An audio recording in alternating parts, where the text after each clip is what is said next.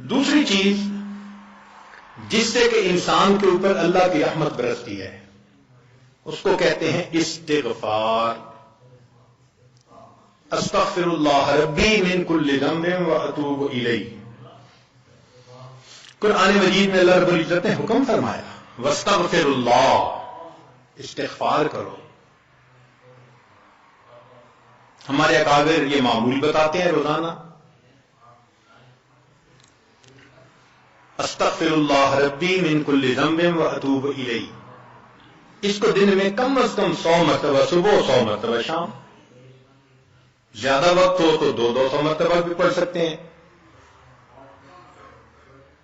مگر جب پڑھ رہے ہوں تو ذرا اپنے گناہوں پر ندامت بھی دل میں محسوس کریں.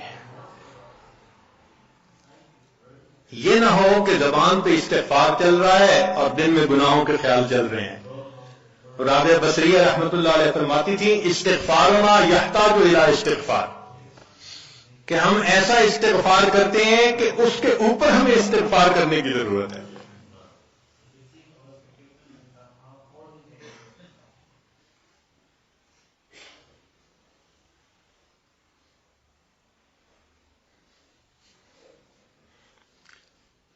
صبح برکف، توبہ برلب، دل پر از لطف گناہ.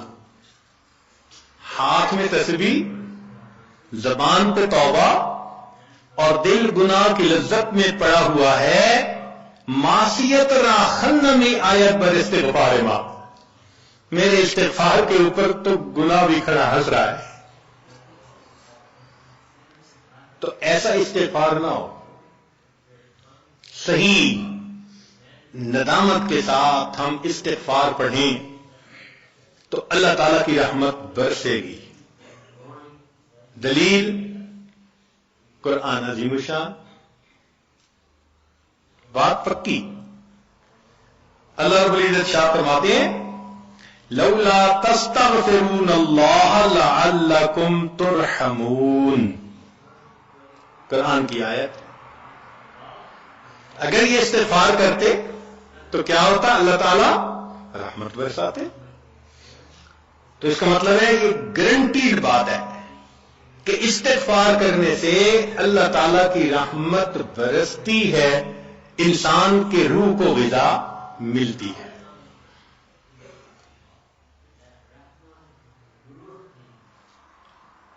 پھر تیسری چیز جس سے کہ اللہ تعالیٰ کی طرف سے رحمت اترتی ہے، درود شریف کا پڑھنا. حدیث مبارکہ میں آتا ہے جو شخص ایک دفعہ درود شریف پڑھتا ہے اللہ تعالیٰ 10 رحمتیں اتارتے ہیں. تو 10 رحمتوں کا اترنا اس بات کی دلیل کہ روح کو غذا ملتی ہے، نور اترتا ہے انسان کے اوپر. ہمارے مشائخ نے فرمایا کہ 100 مرتبہ صبح اور 100 مرتبہ شام، کم از کم اتنا تو درود شریف ضروری پڑھ لیں.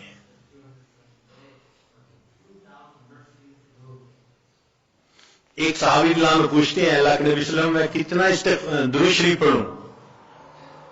فرمایا زیادہ پڑھ، چوتھائی حصہ. زیادہ پڑھو گے تو فائدہ زیادہ. اللہ کے نبی صلی اللہ علیہ وسلم آدھا حصہ. بھائی زیادہ پڑھو گے تو زیادہ فائدہ. 3 حصے. فرمایا اور زیادہ تو 4 حصے. جب انہوں نے کہا کہ میں پورا وقت درود شریف پڑھنے میں لگا دوں گا، نبی صاحب نے فرمایا اذن یغفر لک ذنبک، تیرے گناہوں کو بخش دیا جائے گا اور تیرے غموں کو تیرے سر سے اتار دیا جائے گا. تو درود شریف کے پڑھنے سے اللہ تعالیٰ گناہوں کو معاف کرتے ہیں اور دھو دیتے ہیں. صدیق اکبر رضی اللہ عنہ فرمایا کرتے تھے کہ ٹھنڈا پانی آگ کو اتنا جلدی نہیں بجھاتا جتنا جلدی درود شریف کا پڑھنا انسان کے دلوں کی ظلمت کو مٹا دیتا ہے. سیدنا علی رضی اللہ عنہ فرمایا کرتے تھے کہ اگر اللہ تعالیٰ اور اس کے رسول صلی اللہ علیہ وسلم نے تسبیح، تکبیر، تحمید، تہلیل ان کے فضائل نہ بتائے ہوتے تو میں اپنا پورا وقت درود شریف کے پڑھنے میں گزار دیتا. تو ہم بھی درود شریف پڑھیں کم از کم 100 مرتبہ صبح اور 1 مرتبہ شام. اس سے کیا ہوگا کہ دل کو غذا پہنچ جائے گی. چوتھی چیز اللہ کا ذکر کرنا، ذکر لسانی یا ذکر قلبی جیسا بھی معمول ہو. ذکر کے کرنے سے اللہ تعالی کی رحمت اترتی ہے، اور حدیث پاک سے دلیل نزلت علیہم السکینہ، ان کو رحمت ڈھانپ لیتی ہے، ملائکہ آ جاتے ہیں ان کے اوپر. جہاں لوگ مل بیٹھتے ہیں مختلف جگہوں سے آئے ہوئے اللہ کو یاد کرنے کے لیے، تو ذکر کرنے سے سکینہ کا نازل ہونا بھی اس بات کی دلیل کہ انسان کے دل کو غذا ملتی ہے. ذکر سے ذات کی محبت بھی پیدا ہوتی ہے. جتنا جس چیز کا تذکرہ زیادہ کریں اتنا اسے محبت ہوتی ہے.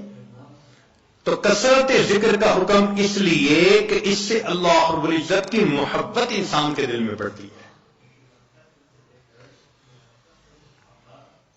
یہ نغمہ فصل گل و لالا کا نہیں پابند، بہار ہو کے خزاں لا الہ الا اللہ.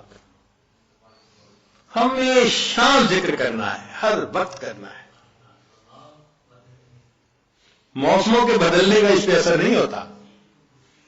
اس لیے ہمارے اکابر صبح شام کا کچھ وقت تھا جس میں تنہائی میں بیٹھ کے اللہ کا ذکر کثرت کے ساتھ کیا کرتے تھے.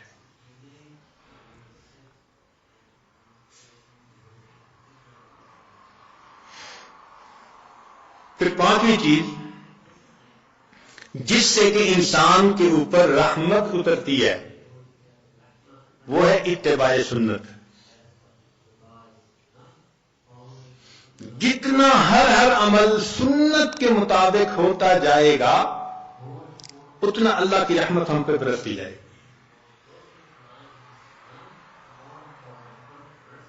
جتنا ہر عمل سنت کے مطابق. اس لیے ہمارے سلسلہ آگے نقشبندیہ میں بیعت ہونے کے بعد پہلا کام یہی بتاتے ہیں، ہر کام کو سنت کے مطابق کرنا ہے. سر کے بالوں سے لے کے پاؤں کے ناخنوں تک اپنے آپ کو سنت کے مطابق ڈھالنا ہے. کیوں؟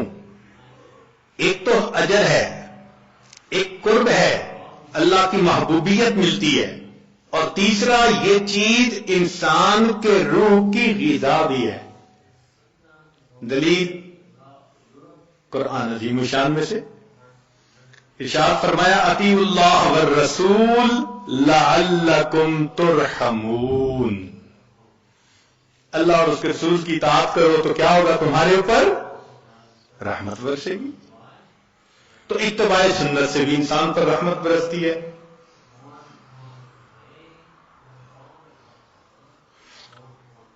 پھر چھٹی چیز اہل اللہ کی صحبت اختیار کرنا. قرآن مجید میں تو حکم دیا گیا یا ایھا الذین آمنوا اتقوا اللہ وکونوا مع الصادقین. یہ کونوا حکم ہے، اور حدیث پاک میں بھی حکم دیا گیا. نبی اسلام نے ارشاد فرمایا علیکم بمجالسۃ العلماء واستماع کلام الحکماء فإن اللہ تعالی یحیی القلب المیت بنور الحکمہ کما یحیی الارض المیت بماء المطر. کہ جس طرح بارش کے اترنے سے اللہ مردہ زمین کو زندہ کر دیتے ہیں، اسی طرح اہل اللہ کی حکمت بھری باتوں سے اللہ دلوں کو زندہ فرما دیتے. تو دلوں کو غذا کا ملنا حدیث سے ثابت.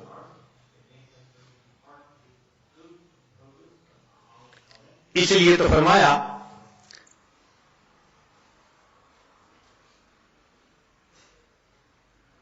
کہ انسان کہیں نہ کہیں اپنا تعلق جوڑے. مجدد ثانی رحمۃ اللہ فرماتے ہیں کہ ان مشائخ کی نظر شفا اور ان کا کلام کیمیا ہے. ان کا کلام کیمیا اور ان کی نظر شفا ہے.